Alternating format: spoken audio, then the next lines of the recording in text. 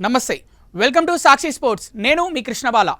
ప్రస్తుతం భారత్ వర్సెస్ పాకిస్తాన్ ద్వైపాక్షిక సంబంధాలు ఏమాత్రం బాగోలేవు పహల్గామ్ ఉగ్రదాడి అనంతరం జరిగిన సైనిక చర్యలతో ఇరు దేశాల మధ్య ఉద్రిక్తత మరింత పెరిగింది 2025 ఏషియా కప్లో పాక్ ప్లేయర్స్కు టీమిండియా ప్లేయర్స్ హ్యాండ్షేక్ ఇవ్వకపోవడం అప్పట్లో చర్చనీయాంశమైంది ఇదే ధోరణిని ప్రస్తుతం జరుగుతున్న ఐసీసీ టీ20 వరల్డ్ కప్లోనూ భారత్ కొనసాగిస్తోంది 2023 వరల్డ్ కప్ సందర్భంగా పాక్ భారత్కు వచ్చినప్పటికీ లాస్ట్ ఇయర్ ఛాంపియన్స్ ట్రోఫీ కోసం భారత్ పాకిస్తాన్ వెళ్లేందుకు నిరాకరించింది దీంతో ఐసీసీ భారత్ మ్యాచ్ల కోసం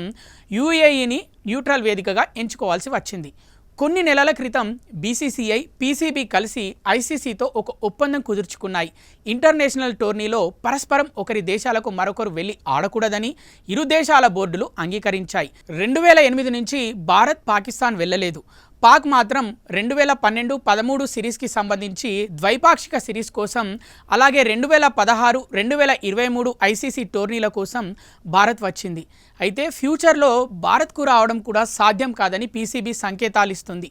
ఇదిలా ఉండగా భద్రతా కారణాలు చూపుతూ బంగ్లాదేశ్ కూడా ప్రస్తుత టీ20 వరల్డ్ కప్ కోసం భారత్కు రావడానికి నిరాకరించింది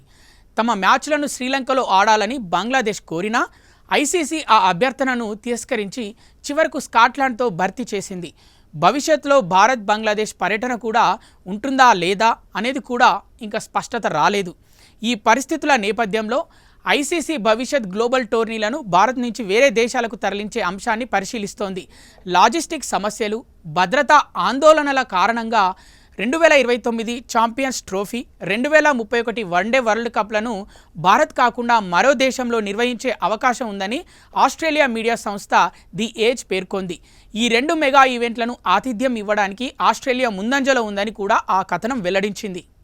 సాక్షి టీవీ ప్రసారాలను నిలిపివేయటం చట్టరీత్యా నేరం సాక్షి టీవీ ప్రసారాల కోసం మీ స్థానిక కేబుల్ ఆపరేటర్ను వెంటనే సంప్రదించండి డిటిహెచ్ లో ఇంటర్నెట్ లో కూడా సాక్షి టీవీ ప్రసారాలను వీక్షించవచ్చు